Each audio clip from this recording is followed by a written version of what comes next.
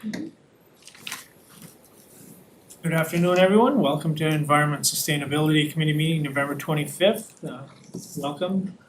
Bear with me as this is my first kick here with the new committee. And not used to having this many people around the table, so looking forward to lots of discussion. So, call to order. Any declarations of conflict of interest? Seeing none. Approval of the agenda. Councillor Beck, seconded by Councillor Twill. Approval of the minutes, October 28th, 2024. Councillor Beck, seconded by Councillor Twill. Thank you.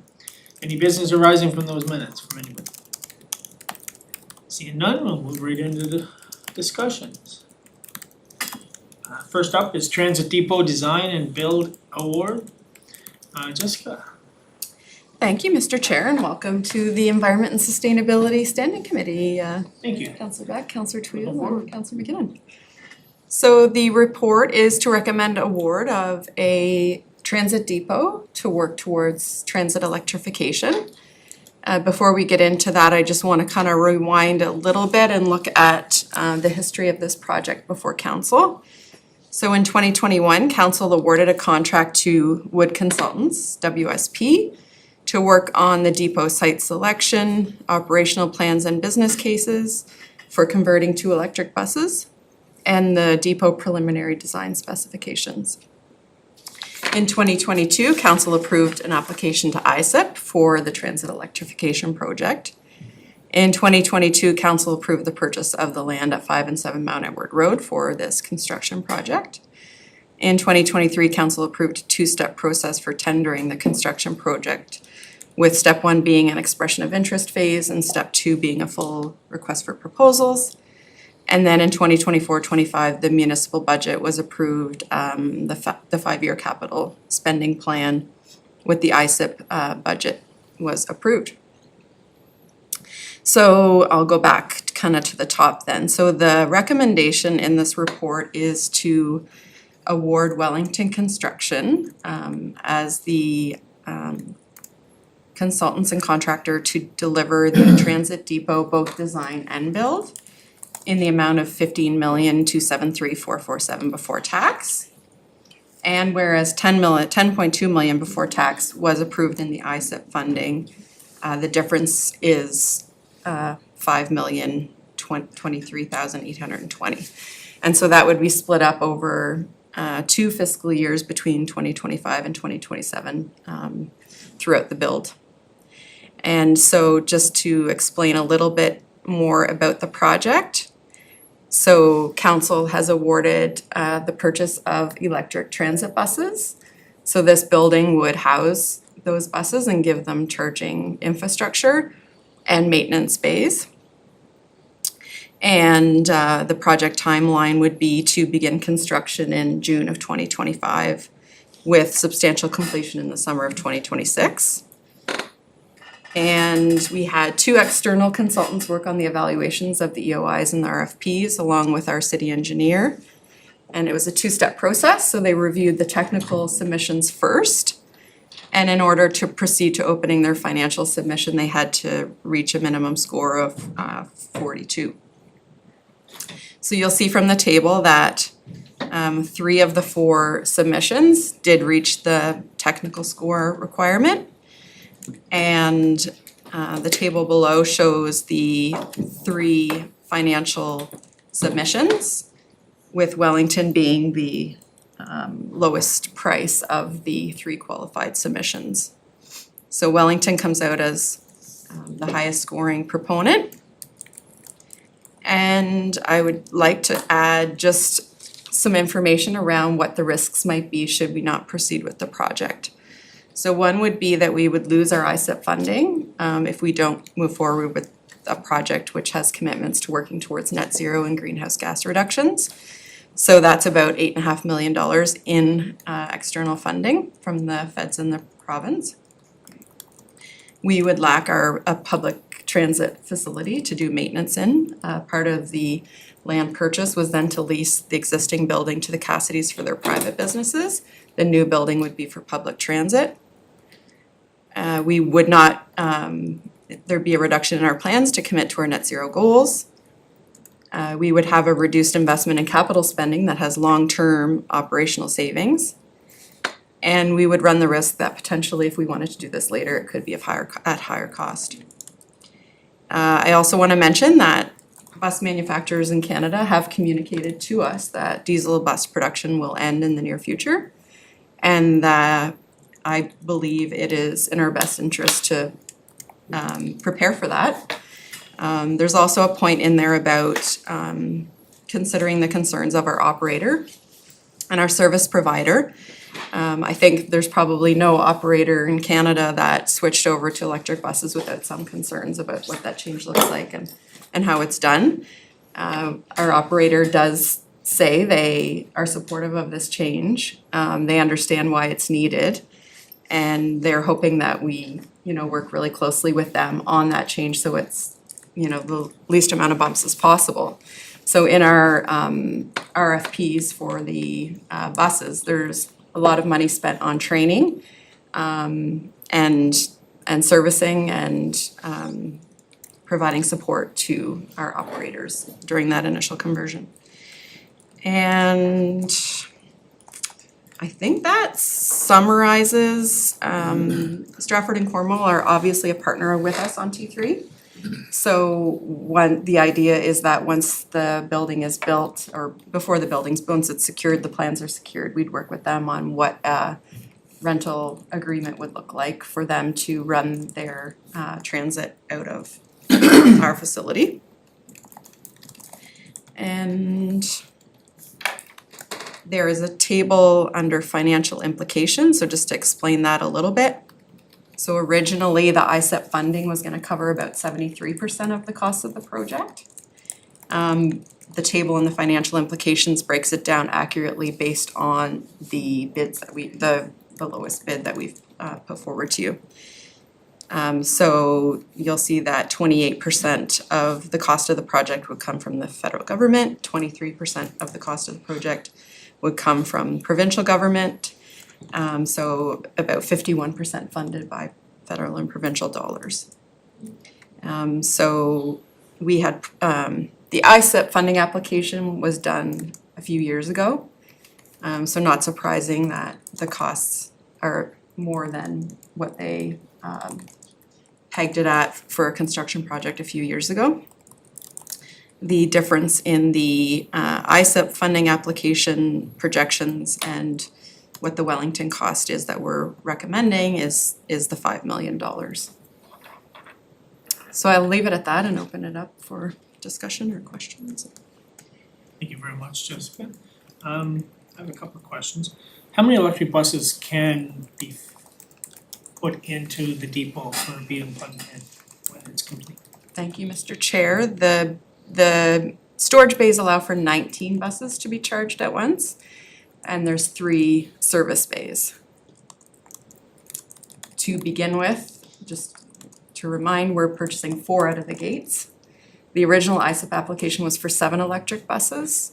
We've switched that to 4 electric and 3 diesel, partially for economic reasons, partially because our operator wanted to see us smooth that transition over a little bit more gradually.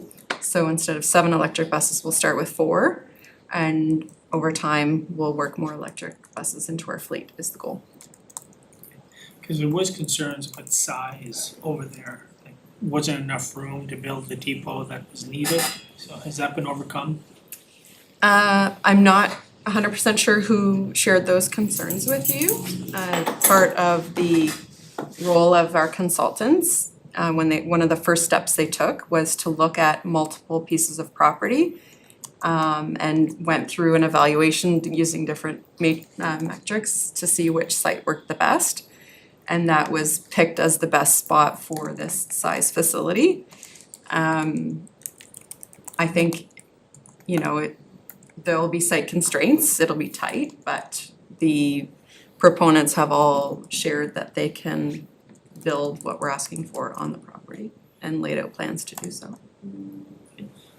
One more question. You had mentioned under one of the risks was that we could lose the ISIP funding if we don't proceed. What's the timeline there that we have to act upon this in order so we don't lose that funding? Is there a The window? ISIP agreement we have, don't quote me on the exact date, but the project has to be completed somewhere around 2030, let's say.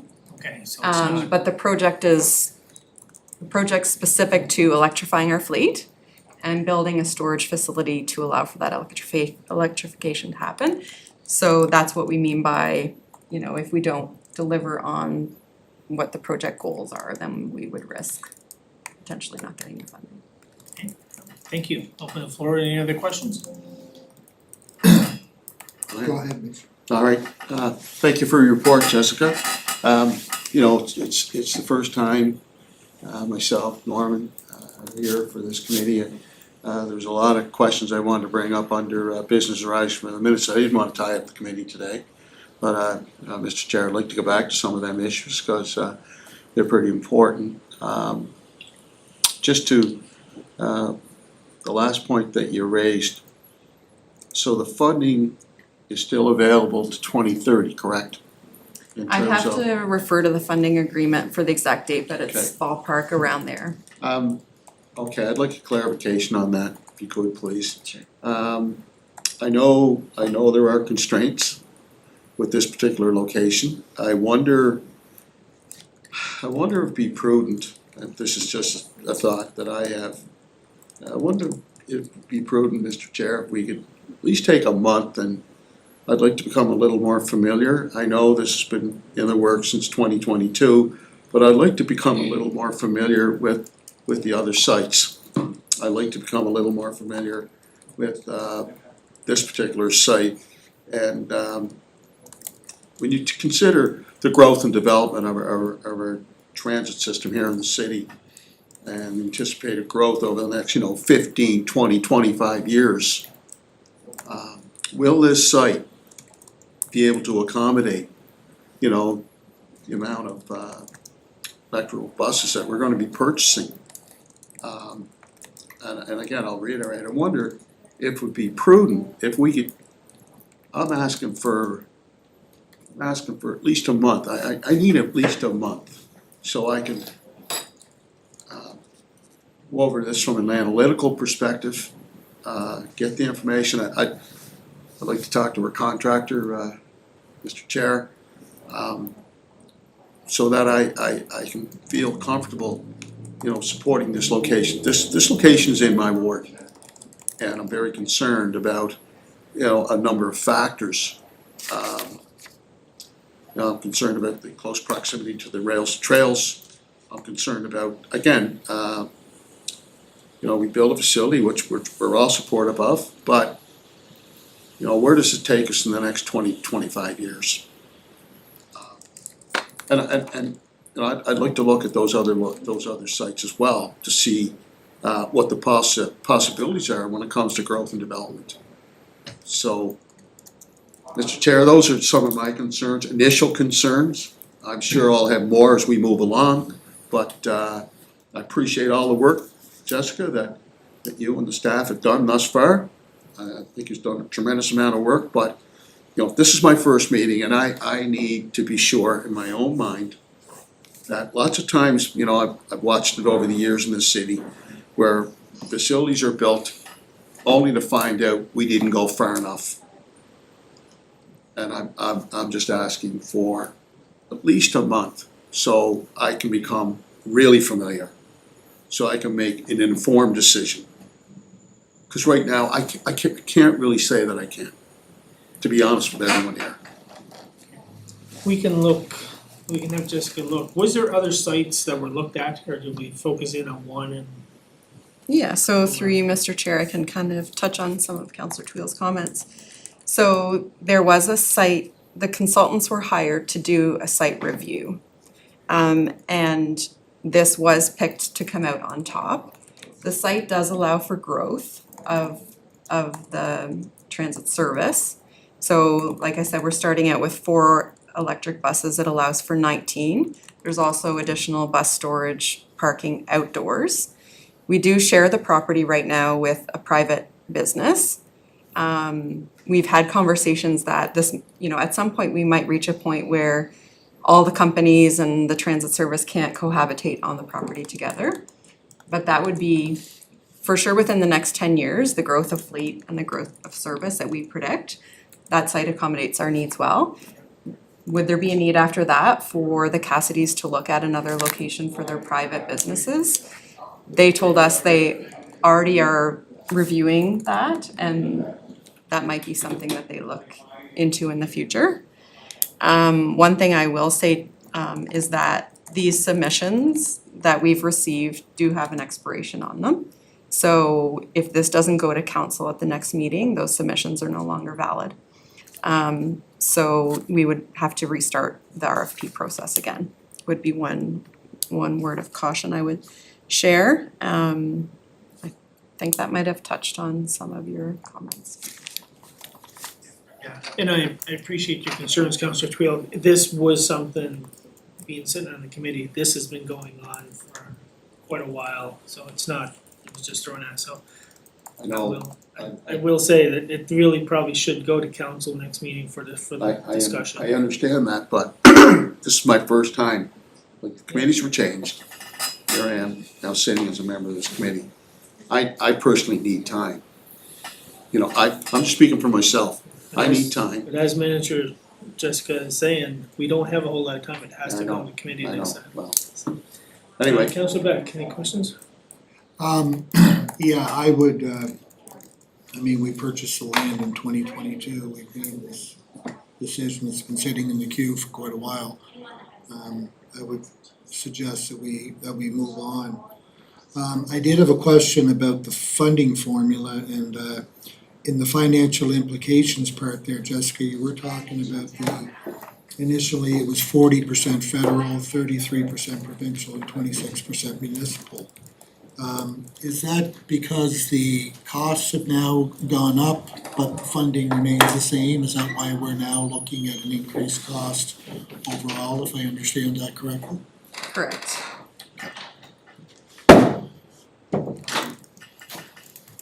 There is, through you, Mr. Chair, I'll just add one comment to that. So I did reach out to our ISIP contact to ask what happens when projects go over budget, and is there an opportunity to ask for more funding? Basically, we can always ask, there's no harm in asking.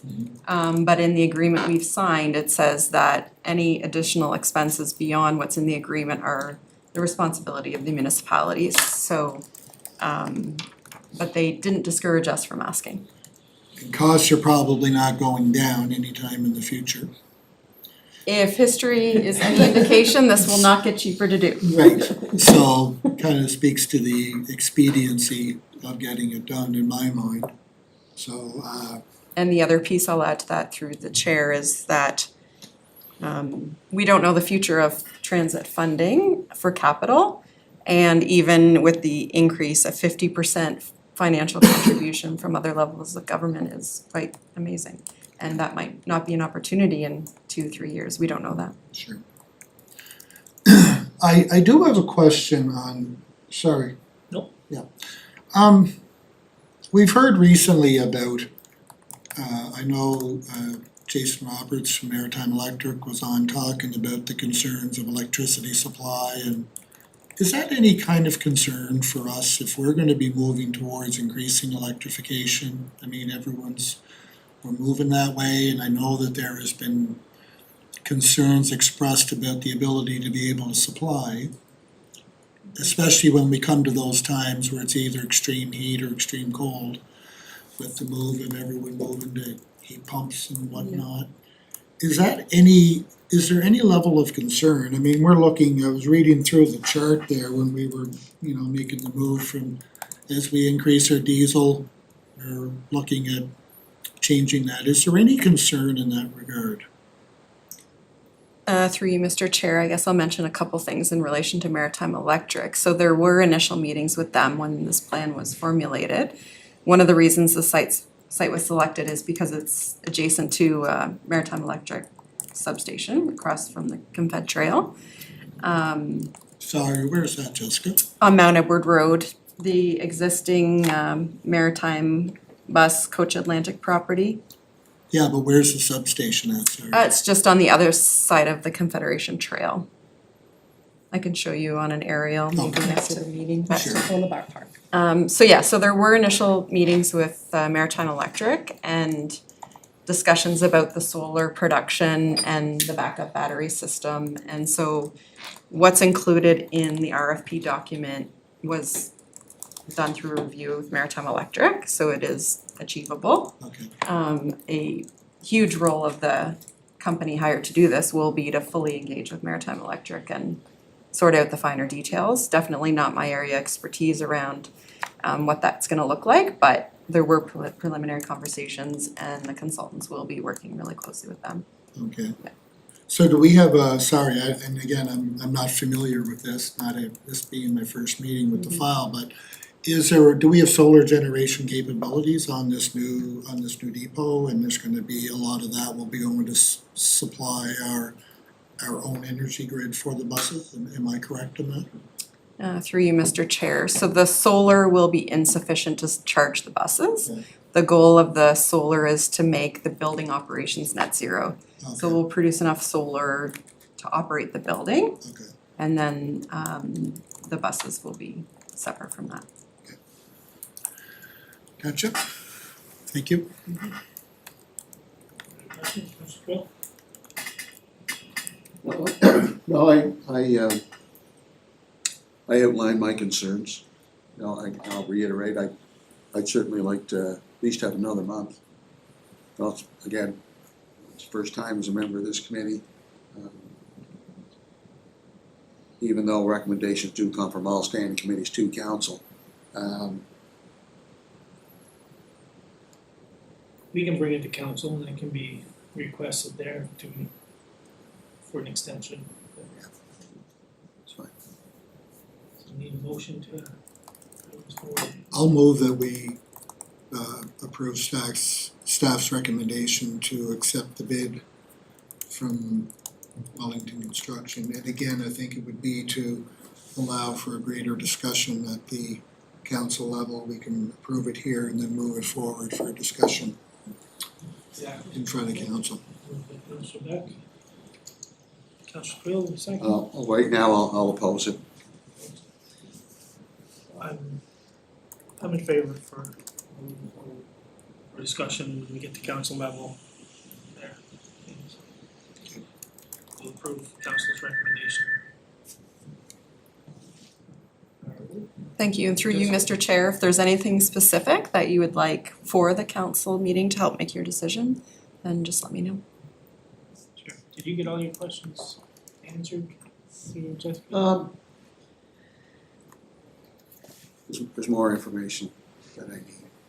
But I appreciate what Jessica, in her response, but that's a major decision. This is a major decision. It's gonna affect, this whole delivery, depot, maintenance, storage, for the next 25 to 50 years. This is a major, major decision. And I'm not suggesting for 1 minute that you've taken it lightly. I know you put a tremendous amount of work into it, but, I have those concerns and, I'd like to look into it a little deeper. I really would. Thank you. And getting back to the minutes arising, Let's bring that up at the end. Let's go through the. no, agenda. I didn't wanna get into it today Okay. because there's a lot of important information in the minutes. And I didn't wanna tie up the committee's, time at Okay. this particular time. I'd like to come back to some of them. Thank you. We'll put that on a future agenda Thank you. for the October 28th minutes. Yeah, Okay. Yeah. All right, move on to 2024 urban forestry update. Simon, you're up. Simon? Thank you very much, Mr. Chair. Okay. Can everyone hear me? Yep. Yeah. We hear you and we can see your report on screen. Okay, I shall start that up properly. Apologies for not being able to be there in person. I'm sure Jessica can update you as to my current predicament, but thank you very much for giving us an opportunity to talk today. So today's presentation is a high-level summary of the report in your package. with staff members responsible for the particular areas available to report and to answer any specific questions. So, to start with, I'm just going to pass over to Morgan, who can talk about street and park trees. Excuse me, yeah, so this year it was, as you're gonna find out and as you probably read, it has been a tremendous year for tree planting. Our numbers seem to go up more and more every year.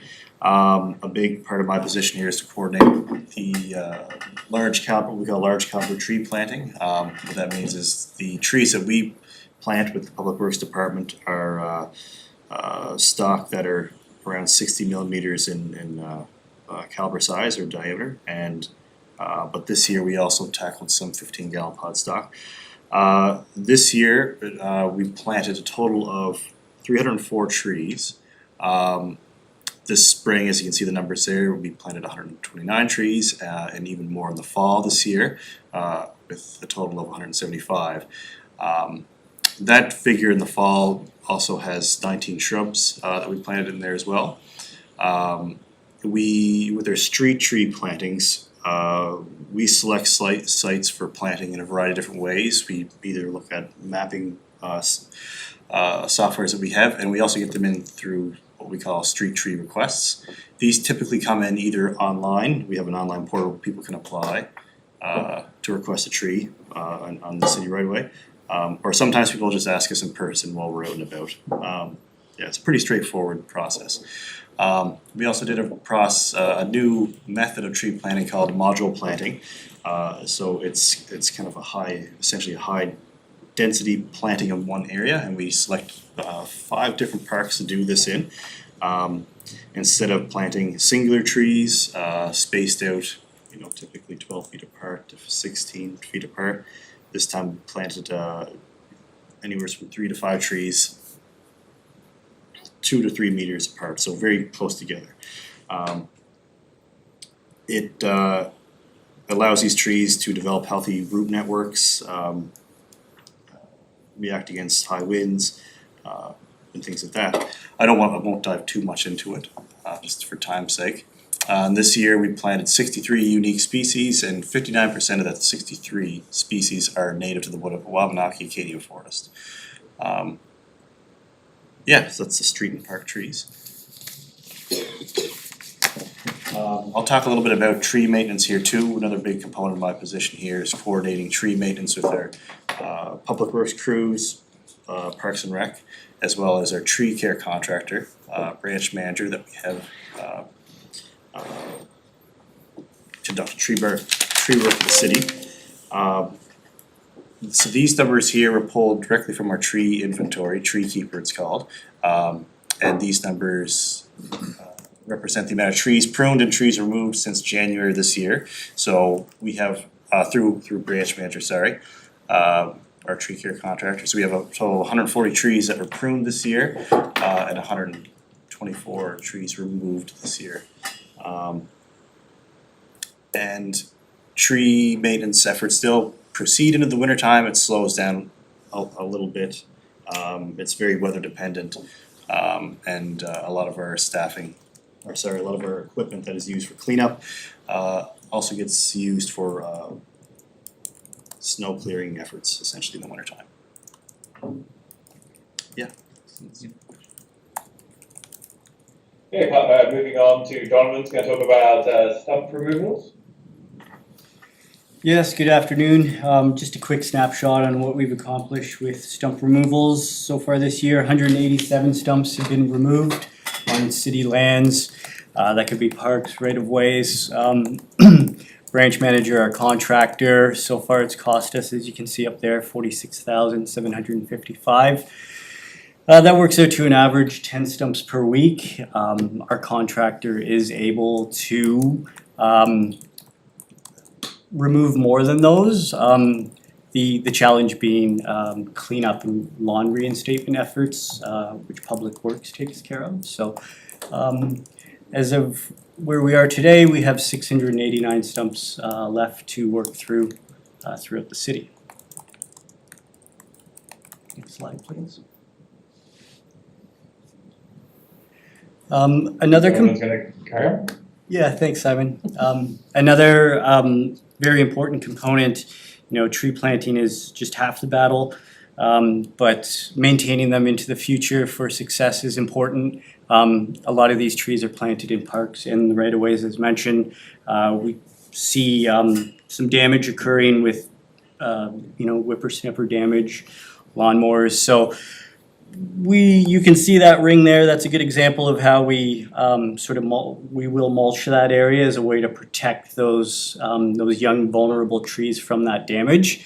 However, unfortunately, we're just not quite able to maintain those mulch circles and rings to protect them going forward. So this year we've put on these tree guards, very simple corrugated expandable plastic shields essentially. So that will, at a very low cost, keep those trees protected into the future is our hopes.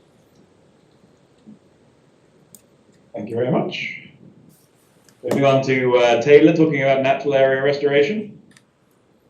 Thanks, Simon. I feel like I should introduce myself again. We have the committee shuffle. I'm Taylor. I'm the new environmental project coordinator, and I'm taking care of a lot of these natural area restoration programs on the ground. This year has been a banner year for our natural area restoration programs. Overall, we've had a modest, well, I shouldn't say modest, a rather profound increase in our capacity to plant trees and shrubs in these natural areas for restoration efforts over the last few years, and that has continued into this year, breaking our previous record of 2,600 plantings, heading up to 3,000, which is likely on the lower end of the estimate as we kind of get those last few tallies in.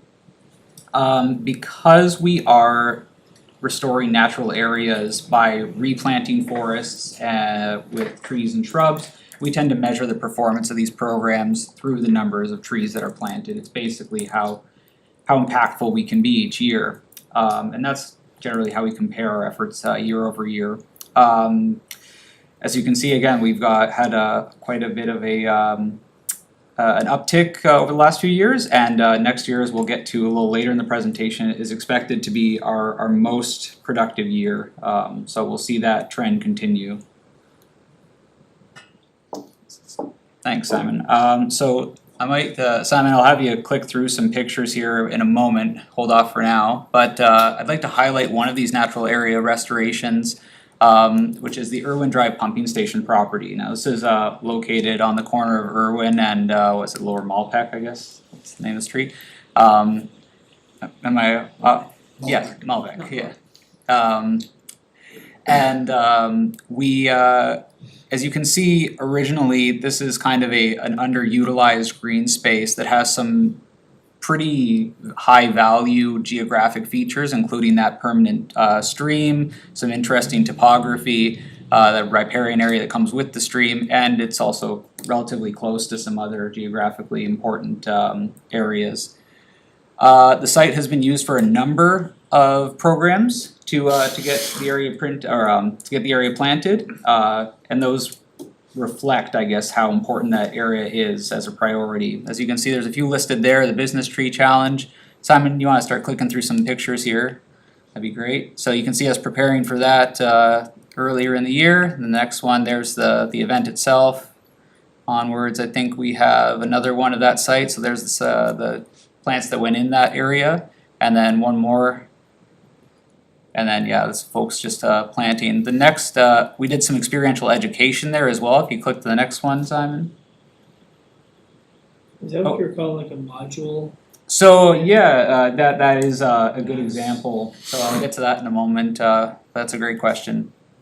So we have some experiential education happening there as well. So that's behind the pump station. And then one more, Simon, you can see some of our wonderful volunteers from that event from Holland College, planting some of the larger trees that went into the ground to really build up that spot right next to Irwin Drive, or the actual street itself. So we've used it for a lot of things, and as you'll see, there were 750 trees and shrubs added to that site in 2024 alone, and as that's kind of the reaction I was expecting, that seems like a lot, that's roughly a quarter of what we put in the ground this year on one property. To the chair's point earlier, that is a great example of our modular planting. So Simon, if you wanna click to the next slide, you'll see us introduce what is known as the Miyawaki method, and we use a sort of modified version of this. It's an evidence-based method for planting trees and really reforesting, restoring forested areas that uses high-density plantings of these native species.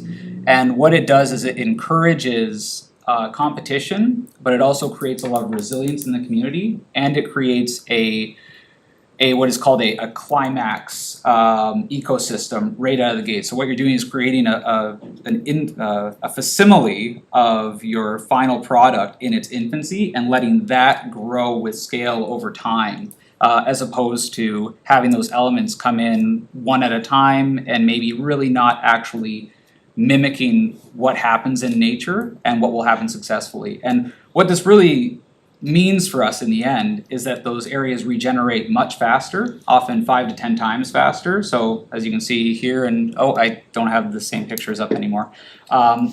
We have a forest like this with the canopy layer, the tree layers, sub-tree layer and shrub layer typically would take between 100 and 200 years to restore itself naturally. Using Miyawaki methods and these modular plantings, we tend to see that restoration happening in 15 to 40 years instead. So we get all of those ecosystem services, all of those benefits of erosion control, flooding mitigation, etc., in a much shorter time period. And we ensure that there's less disruption throughout that process and once it's established. So it's really the best way of optimizing our return on investment here. That to kind of speak to that highly clustered planting, there is a method to that, what appears to be a bit of madness on the surface. Simon, if you wanna click on. So we use that method in most of our plantings, and again, a lot of these natural areas are restored through multiple programs, and some of them are community planting events. Some of you may know we held a couple of them this year. We have the TD Tree Days right there in the middle.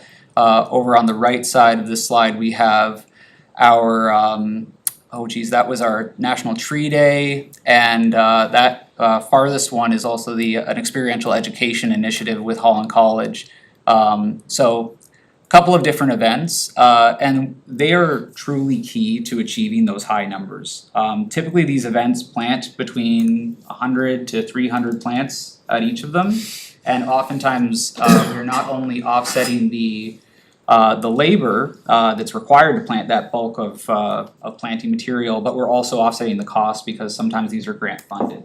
The other key component of this is that we're fostering that ongoing public engagement and education.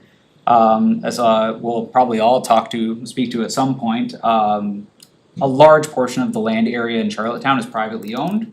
We can only do so much with what the city owns. So to foster this engagement and this education in tree planting, we're encouraging the private sector and institutions and commercial industry to kind of do their part, and we're making that much easier.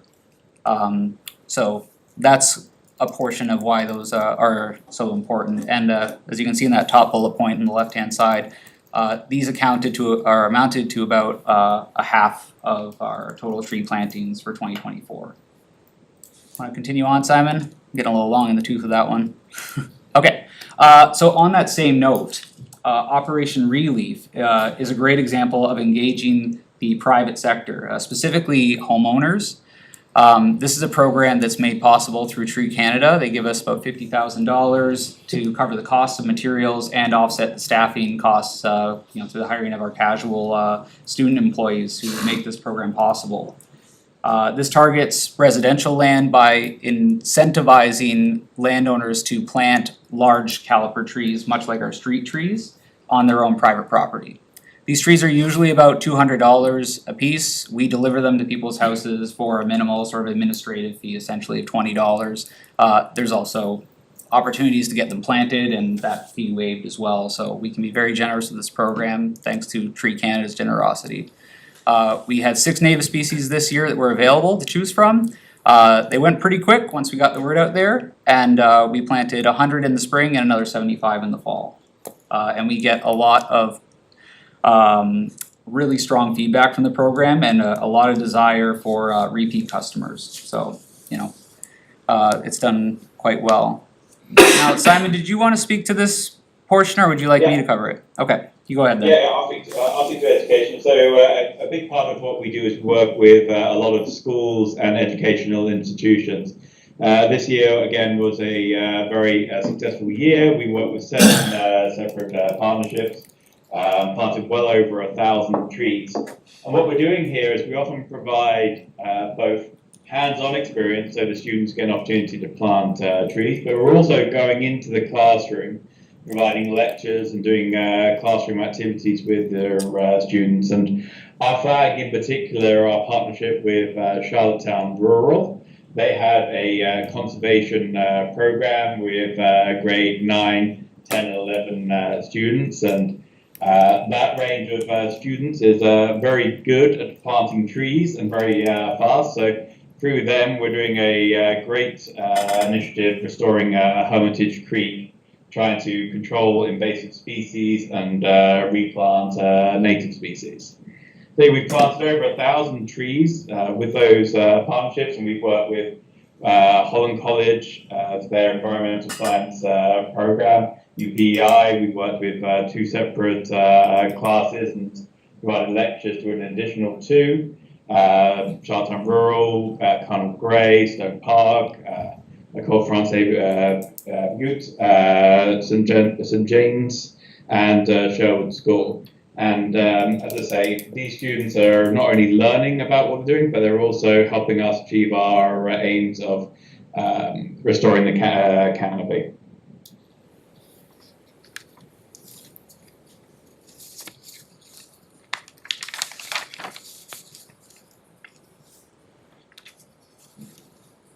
Simon, do you want me to cover this one here? You're muted, Simon. I don't know what happened there, sorry. We work with both Ellens Creek and Wrights Creek watershed groups, and we couldn't do what we've done or achieve the numbers without them, not least of all because they're able to get trees from the provincial nursery, as we flagged in our previous meeting. Currently, we're not able to get trees from the provincial nursery, which are low-cost, high-quality native trees. So through our partnership with them, we're able to get low-cost trees. They're able to mobilize the community, and they're able to bring staff as well.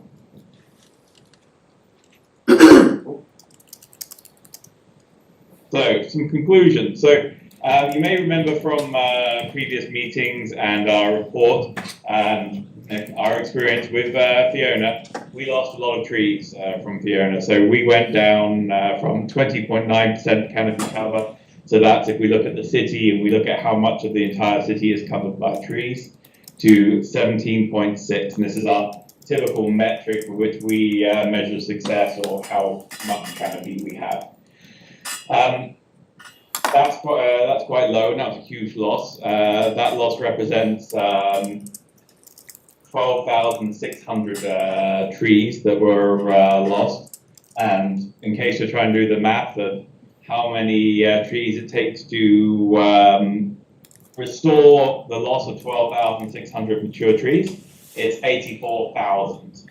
It's a staggering amount of trees we have to plant to restore that canopy in a 10-year period. So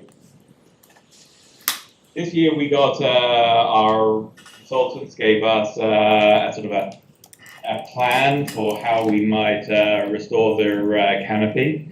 The Urban Forest is a partnership between the city, private residents, businesses, and institutions, and the city won't plant all of the trees that we need to restore their canopy. Individuals are going to plant trees in their garden. Institutions are going to do their same thing. But we need to be planting a lot of trees in order to restore our canopy in a reasonable amount of time.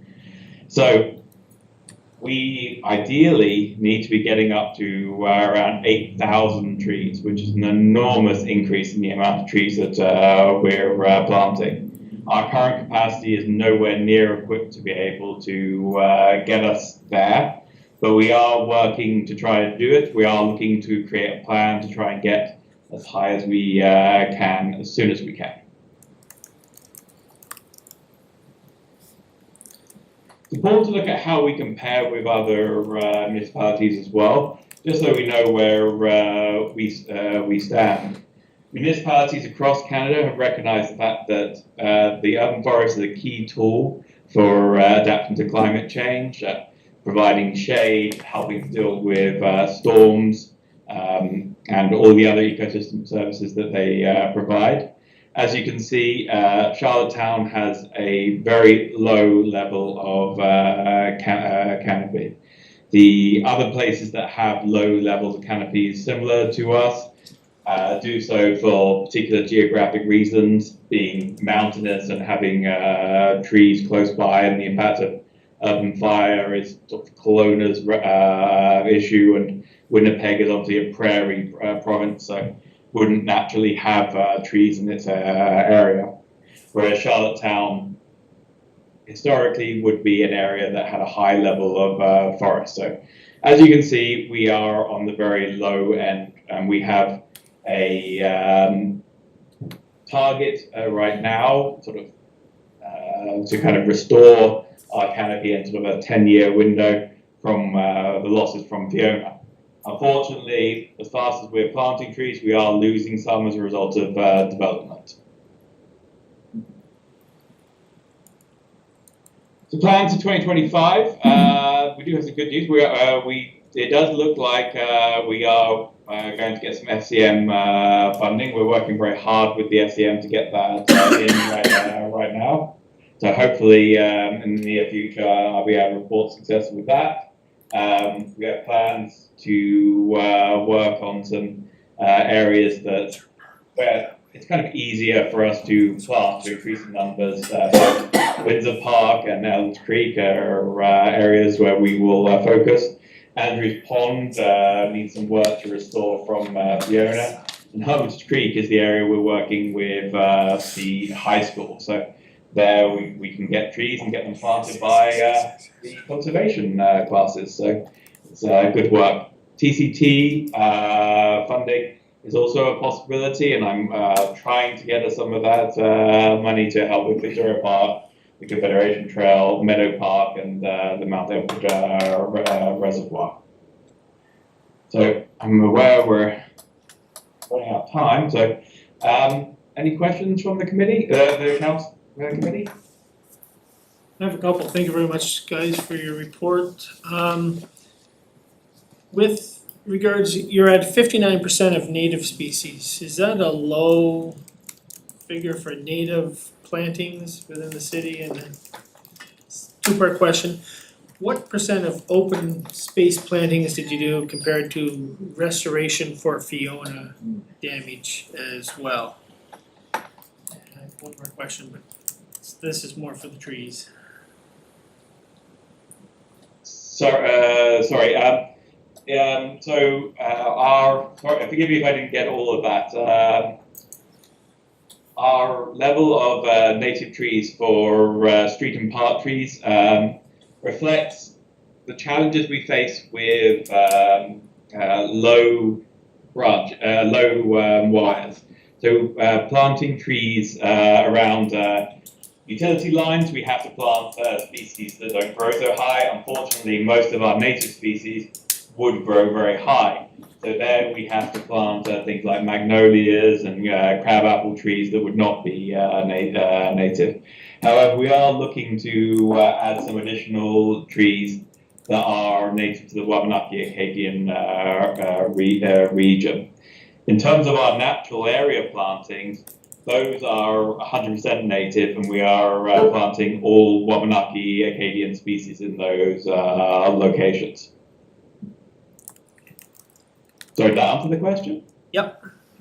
Good, and the percentage for Fiona compared to open space plannings is approximately? 60-40, Simon? The percentage of, sorry, I couldn't quite get the last bit. The percentage of our more open space plantings, or the proportion of those relative to our natural area restorations. It's not, by the numbers, it's well, not a great split. Probably at 70-30, I'd say, like most of the plantings we're doing are in natural areas.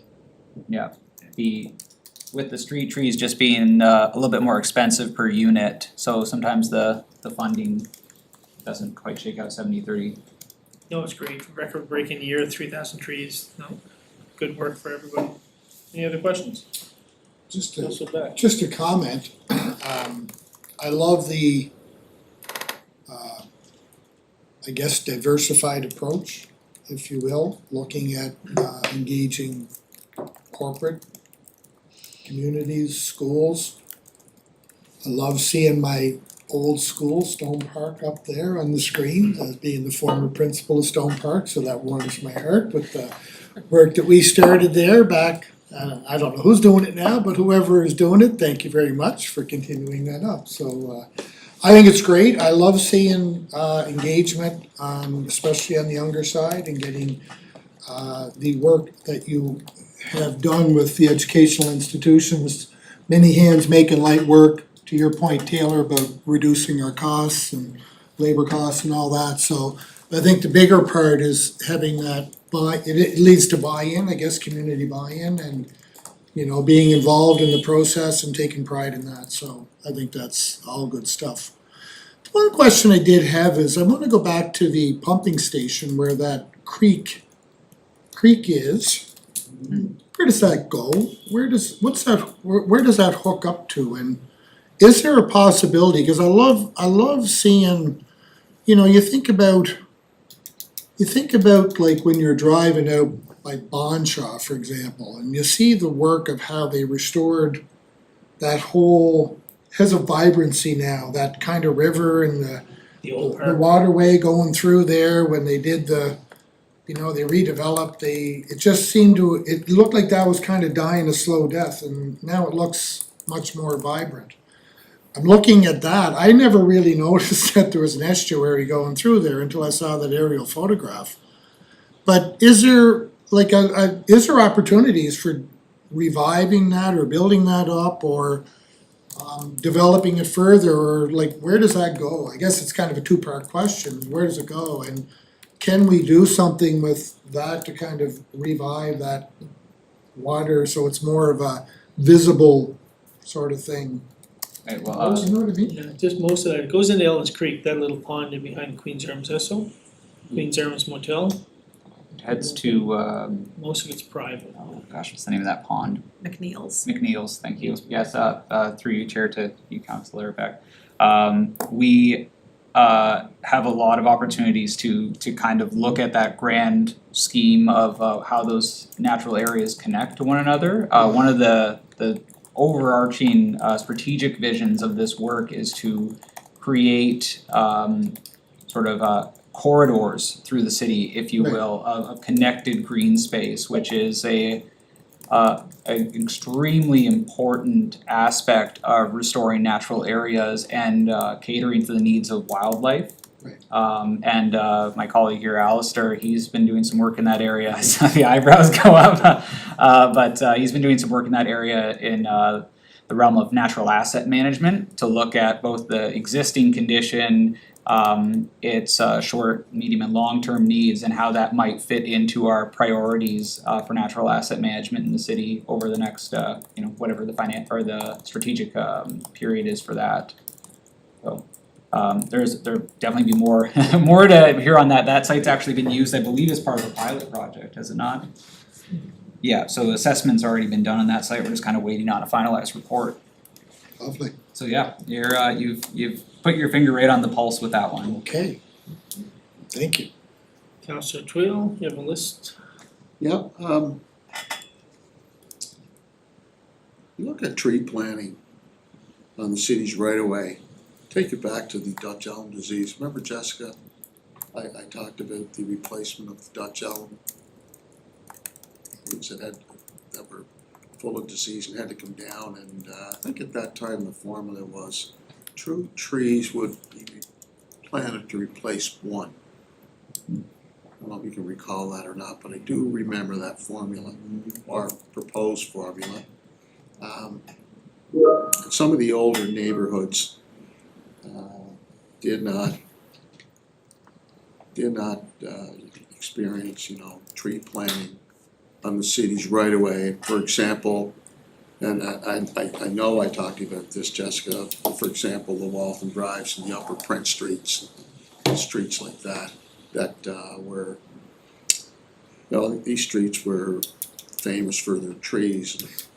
I was wondering, is there a plan to try to recapture what was there, 40, 50 years ago? Because that's what made those streets, the aesthetics and the ambiance, and having that having those trees and what it had to offer these neighborhoods. So is there any thought as to a program that might do, maybe you call it replacement program for the lack of a better description? Is there any movement in that area?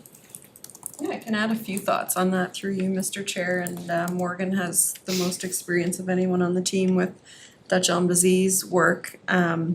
There are a lot of streets like Upper Prince Street where there is not a lot of space to add replacement trees, so long since the trees were there, we've added sidewalks and driveways and utilities, and it's not, some of those streets aren't simple, take the tree out and put a tree back in. So it's totally a site-by-site analysis. Wherever we can replace trees, we absolutely do. I think that's the importance of a couple of things. One being a program like Operation Relief, where we support people in private land plantings because there's so little city right-of-way on some of these streets to do more planting. Maybe we can look at canopy on their private properties.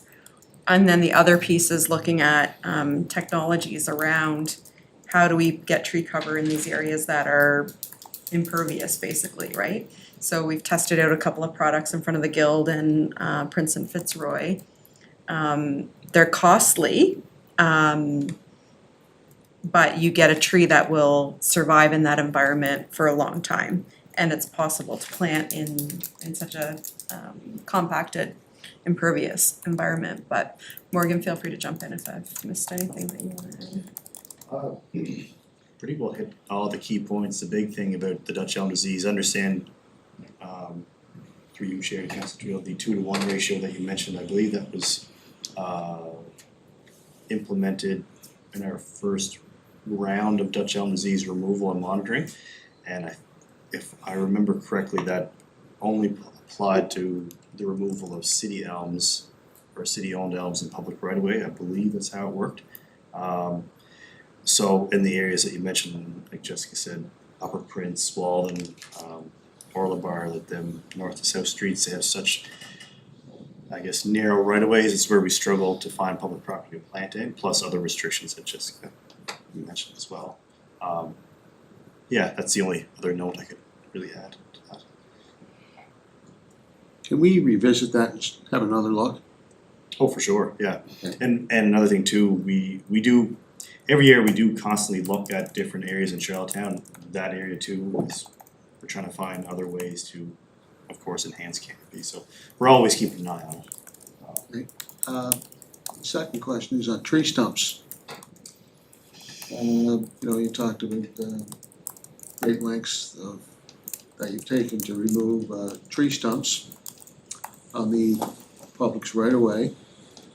And a lot of that would be attributed to Fiona. What about private property? I know there was a program in place, there was some funding. And I'm not sure if the funding, the deadline passed.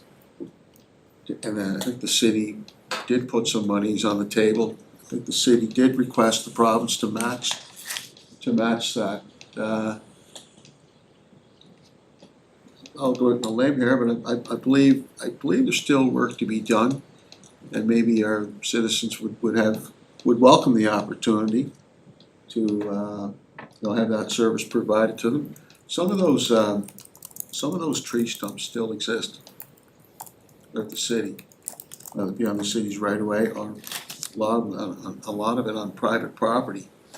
And I wanted to bring that to your attention, because, you gave a pretty elaborate, presentation on tree stumps, and I still think there's more work to be done in that regard, and I wanted to concentrate on private property. I can answer that through the chair. So there's a couple of things there. So there are still a lot of stumps from Fiona. Fiona was a natural disaster. I think sometimes that it kind of leaves our mind sometimes how significant their damage was now that we've restored our power and repaired our infrastructure. A lot of the natural damage is left. We have over 600 stumps left across the city, and some of them will be, say, in public rights of way. Some will be in parks, and others sort of natural areas. We are working through them as fast as we can. But we do have a limit in terms of the restoration of the land. Is a union work, so we have to use our QP staff for doing that, and there is only limited capacity in the public works department because it takes a truck and multiple members of staff to be able to do that. So our contractors can go at one speed, but public works doesn't have the capacity necessarily to follow fast enough. In terms of working on the private trees, we did run that program. We offered it out to the public. There was not matching funds in the end from the province. So the money that was used was municipal funds, and it wasn't well taken up. I don't remember the exact numbers. Perhaps Cindy or Jessica might remember more specifically. But it was only a fraction of the funds were used. People were not taking it up as much as perhaps was anticipated. We don't currently have any funding to do any kind of program like that. We are maxed out with our contractor funding using just maintaining our current trees and stumps that we've done. Is there a possibility, Simon, to maybe explore some possibilities to try to help assist the residents that still have these outstanding issues? Some of these trees. I think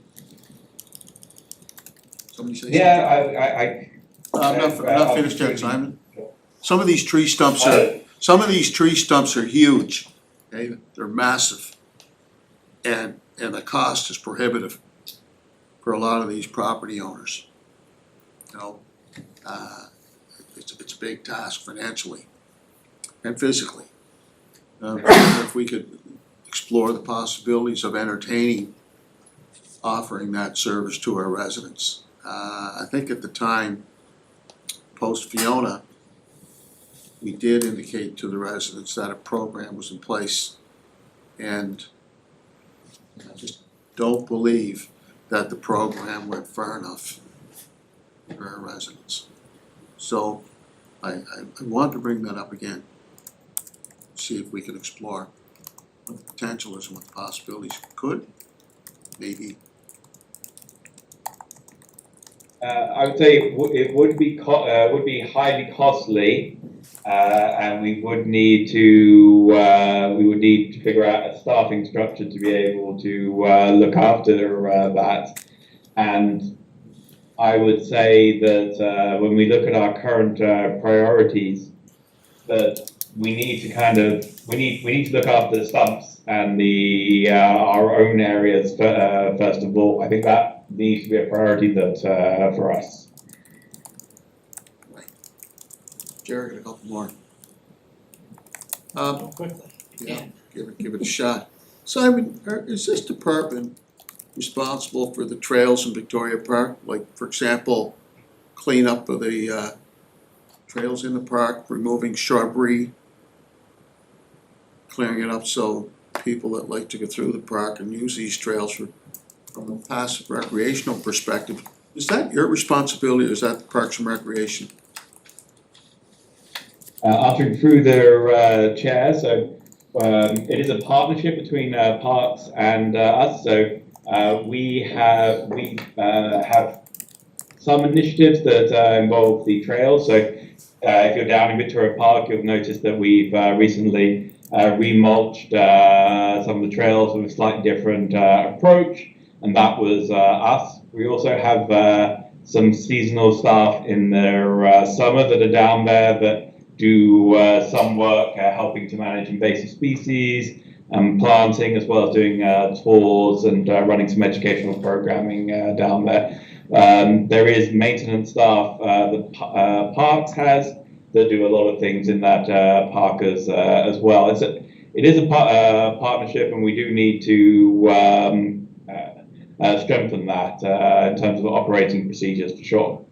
Okay, I just wanted to bring to your attention that I've received concerns about the lack of clearance on the trails through Victoria Park, so please take that into consideration in your partnership with Parks and Recreation. I was approached by people who look after a particular cemetery. Do we enter any type of a partnership with people that are, mandated to look after their respective cemetery, regardless of what the denomination is? Do we provide any assistance when it comes to tree planting? Are we in that galaxy, if you will? Can we help support? I was asked. Answering through their chair, certainly it's one of the things we would like to explore in their future is effectively relief programs available to institutions and places that have land, so cemeteries, churches. We work with UPI currently, but places that have those kind of lands, we are definitely open to doing it. It's a question of finding a funding source that would allow us to do those kinds of operations. Certainly also that's something that our partnership with the watershed groups is also looking at as well, working with those organizations where the watersheds are looking at helping out and us providing some funding to them to do that work. Cemeteries are private, would they not? Yeah, they're private, but we do enter, there are programs where the city's involved as institutional, as Simon pointed out. One more. As you know, we're gonna be beginning the process of the official plan, zoning development bylaw. And as I frequent some of these new subdivisions that are built, and there's no trees. So, are we gonna make it mandatory for developers to plant new trees? I mean, it really looks bare when you're going through some of these new subdivisions. Besides houses being built on top of one another, I mean, it's, I don't know, zoning today compared to what was 20, 25, 30 years ago. It's quite a contrast, but nonetheless, what is the role and responsibility of this committee to ensure that when new subdivisions are constructed, new trees are planted? Do we not make that mandatory, compulsory? I think that should be the council and planning department that would make that decision, put that But requirement in. does this committee, that- does this department, your department, Jessica, does it not play an indispensable role? Yeah. Through you, Mr. Chair, so our department has fully reviewed and commented on the official plan. And definitely there's a comment from us relating to that about the need for residential planting requirements in new developments. Right now, we only require it for institutional, commercial type properties. So that is not the norm in most municipalities, and we're a bit behind in that regard. So we've definitely made the comment. The climate action plan that Katrina is working on also is setting out goals relating to that as well. So are we moving towards that aim to make it mandatory? That is our recommendation to planning. Ultimately, it will be planning that creates that recommendation as a requirement of development. Yeah, I think in some cases it's a lost opportunity, to be honest with you. That some of these subdivisions, I mean, it looks so bare. I agree. Thank you, Mr. Chair. Go ahead, Simon. I was just going to add through the chair that you're absolutely right, Councillor Twill. Some of our best business for relief over the last 2 years has been up in East Royalty, where there new developments are above McRae Road. I forget the name of the roads now, but there's a couple of roads up there that are fairly new developments that were very popular, and the residents recognise the fact that they are missing something from that area, and it's trees for sure. Thank you, Simon. All right, thank you for your report, Taylor and Simon. Lots of questions. Moving on, Alistair, you're on deck. Flood protection. Thank you, Mr. Chair. I can probably get through this in a couple minutes. So this here is an update on the flood protection rebate program, which was originally launched last year. So it ran throughout 2023, and we were able to support, I think it was around 90-some residents or households to install things like sump pumps, backwater valves, backup battery systems for sump pumps, and water alarms monitors. So this year we wanted to continue that program, so we had $50,000 in our operating budget. We wanted to get more bang for our buck, so we applied for the Climate Challenge Fund through the province, and we got that approved recently. It took quite a bit longer than we were hoping, but through that we got access to an additional $100,000, which can last into the 2026 fiscal year. So we have more than a year to spend all that. And that's going to support us running the program again, where we offer rebates up to $1,000, covering 75% of the cost to install those devices I mentioned. We're also going to be doing an income qualifying stream where residents with a household income of less than $50,000 can get up to $1,500, covered 100%. And we're going to work with contractors directly so that those residents don't have to worry about putting that on credit or any other borrowing money to get it done in the first place. So we're looking to launch this again January 20th. We have quite a long list of people who are interested from the past year after the program closed. So I'll be reaching out to all those residents and letting them know that we're opening, letting them know what they'll have to do to get the pre-approval. So hopefully they'll have kind of almost the first dibs, but they'll be able to apply it the day it opens, hopefully. And then through this grant to the Climate Challenge Fund, we also are running a series of workshops. Last Thursday, we did one with UPEI's Climate Sense, and it was on the topic of mental health and climate change. We have one on Saturday with Holland College's Heritage Retrofit Carpentry and Energy Systems. It's going to be an energy efficiency workshop where they're going to walk through an energy audit, some small DIY stuff you can do at home to better insulate your property.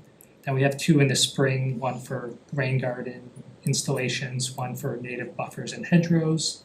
And then we're working on another one that I think we're going to do with Stratford and the province around government programs and the flood rebate and how to build that resiliency at home.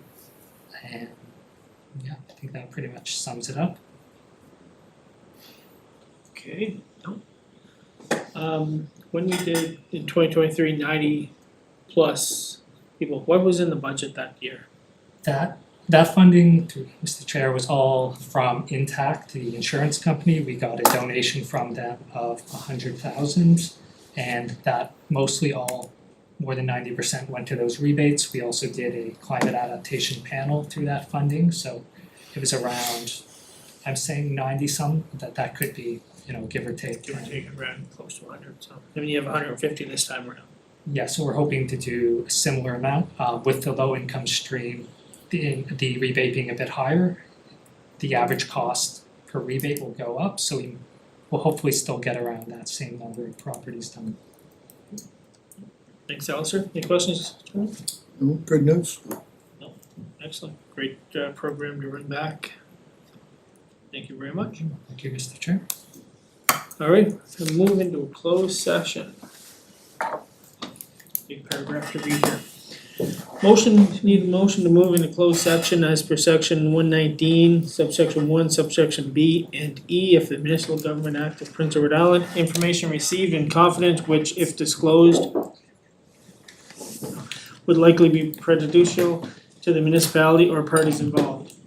E, a matter still under consideration in which the council has not yet publicly announced a decision, and about which decision in public would likely prejudice a municipality's ability to carry out its negotiations. RE, community garden land purchase. Motion by Councilor Beck, seconded by Councilor Creel. In the close, please.